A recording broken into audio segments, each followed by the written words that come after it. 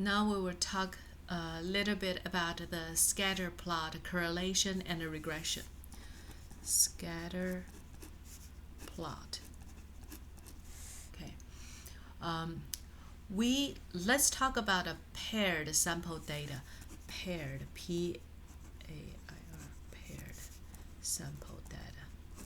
This happened a lot. For example, for the newborn baby, you want to measure their height and weight. Usually we write it down, so we get like a paired data, and the paired data, the height and weight belongs to the same baby. So that height and weight information you collected is a paired data set.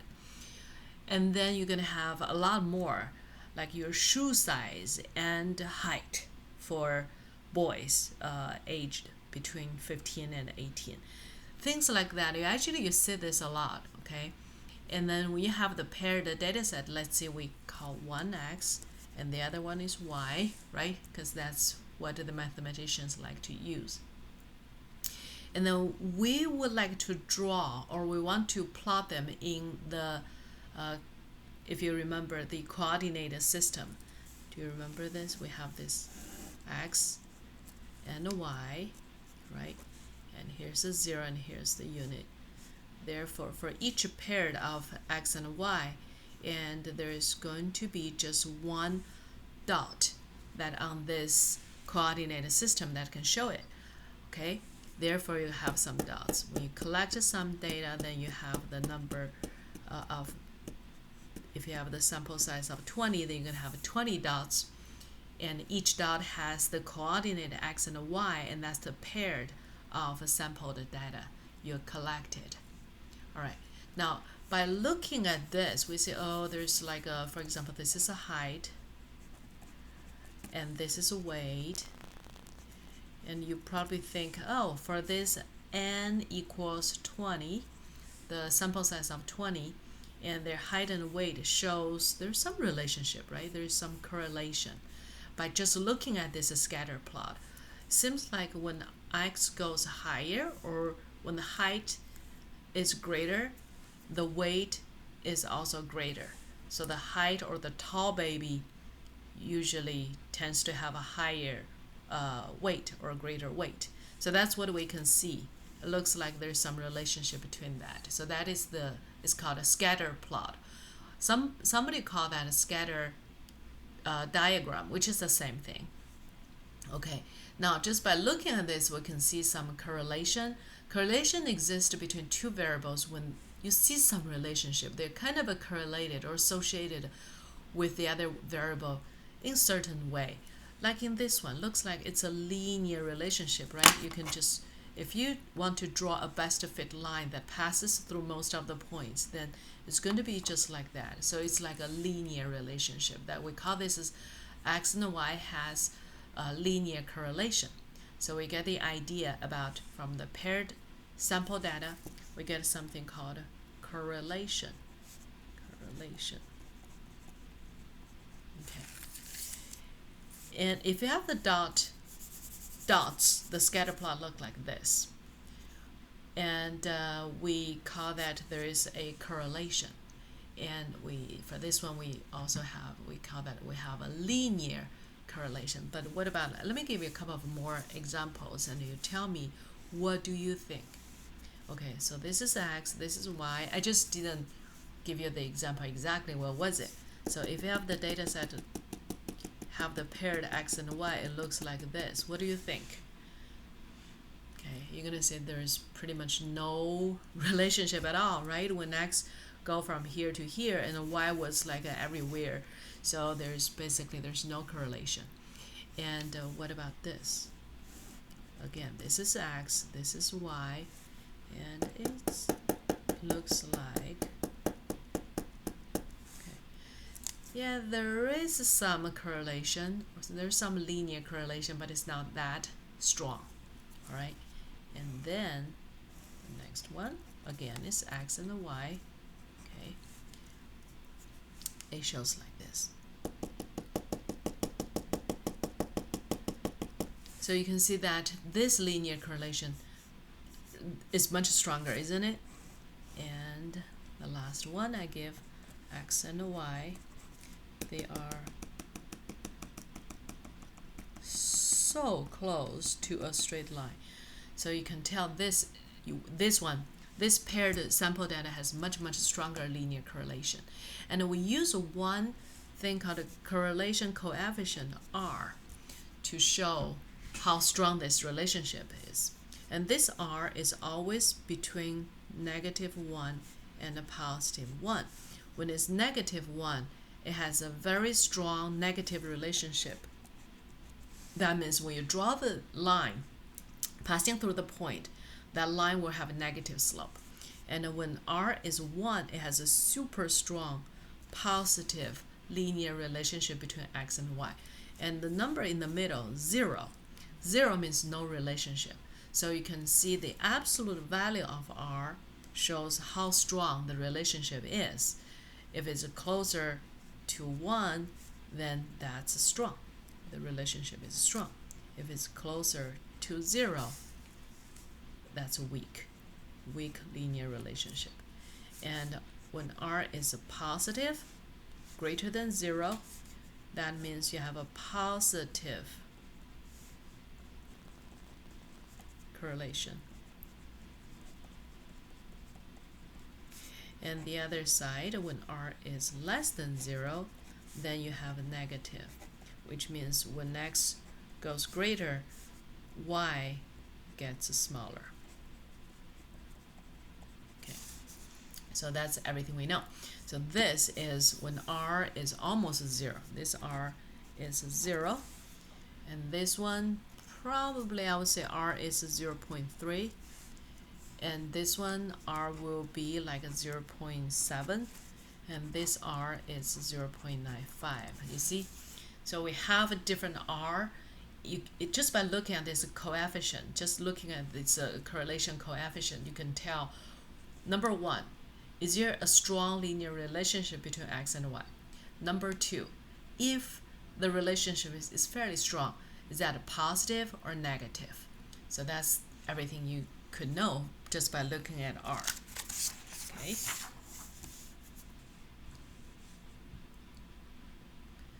All right. Here I give you a couple of more examples. It's very interesting. I think it's very interesting. You have X, you have Y, but when you plot the data, you get something look like this. What do you think? It's not a linear relationship. It looks like more like a quadratic relationship, right? It's not linear. And there's sometimes that you have this. You have this is X, this is Y, and then you have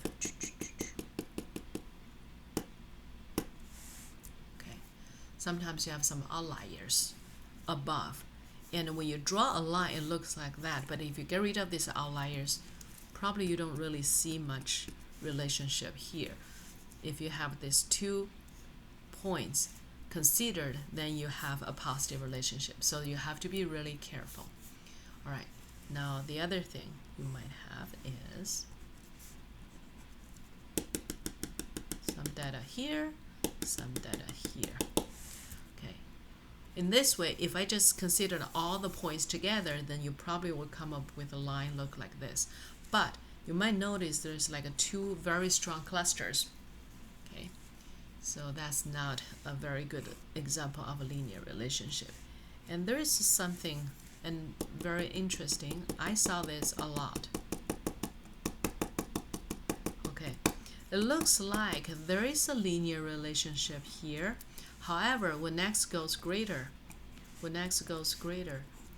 did you see that the Y gets much more range around this line, right? So that happens sometimes. So there's all different kind of scatter plot. A lot of relationship you can tell just by looking at the scatter plot. Okay, now what we're going to learn in the regression is to find the original curve or line shows the relationship between X and Y. That's something that you don't know. That's that's like a fact, but by your observation you get something look like this. It has a lot of noises because there's a lot of other factors will contribute to the y, and y and x doesn't have that clearly linear or quadratic or whatever relationship. So go back to the original function itself. It's called a regression. And in this book or in this class, and we're going to do linear correlation. Okay, and after you figure out the relationship between the x and the y, you get the linear correlation. So you're going to get, do you remember what the linear equation look like? Y equals mx plus b, and m is the slope and b is the y-intercept. So we need to find m, we need to find b. I give you a lot of points and I ask you to give me the regression line. Of course, you're not going to be able to do that right now, but I encourage you to use the little software to plot some data there and then let the software run it and ask for the regression line. So you're going to see that it clearly give you the slope and the y-intercept. So that's very cool. I don't think anyone right now enjoy to do this by hand because there's a lot of calculation work, but the computer can do that easily. Okay, now next step. After you do that, usually the computer output will give you something called a p-value. Okay. P-value, we're going to learn this later, but right now I just give you like a little thumb of rule of thumbs. P-value, when p-value is greater than 0.05, remember 5% is like a magic number in statistics, which means nothing happened. When nothing happens. And smaller p value, which means you have a p value less than 0.05, then that means there is a relationship. Okay, there is a relationship. When we talk about a linear relationship, then there is a linear relationship between these two variables.